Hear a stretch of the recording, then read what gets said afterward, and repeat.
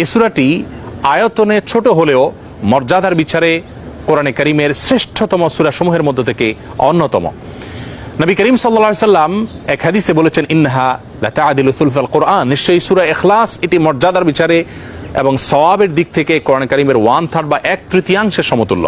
বুখারীর এক বর্ণনা থেকে বোঝা যায় নবী সাল্লাল্লাহু আলাইহি সাল্লাম সূরা ইখলাস একবার পাঠ করলে কোরআন কারীমের 1/3 তেলাওয়াত করার সমান সওয়াব পাওয়া যাবে, সেটি বলেছেন।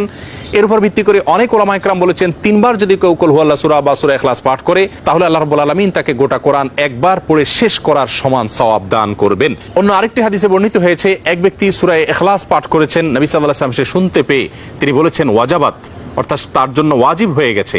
সাহাবায়ে কেরাম জিজ্ঞাসা করেন, ইয়া রাসূলুল্লাহ কি ওয়াজিব হয়ে গেছে? তিনি বলেছেন তার জন্য জান্নাত ওয়াজিব হয়ে গেছে, জান্নাত আবশ্যক হয়ে গেছে।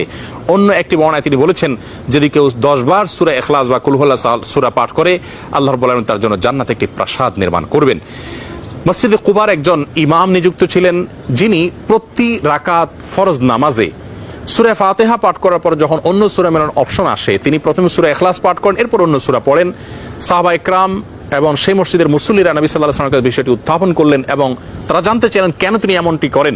সূরা ইখলাস এটি তো প্রত্যেক রাকাতে পড়াটা বাধ্যতামূলক নয়, সূরা ফাতিহার পর তিনি নিয়মিত এটি কেন করেন? সেই ইমামকে ডেকে নবী সাল্লাল্লাহু আলাইহি ওয়াসাল্লাম জিজ্ঞাসা করলেন এর কারণ সম্পর্কে। তখন তিনি বলেন, ইয়া রাসূলুল্লাহ, আমি সূরাটাকে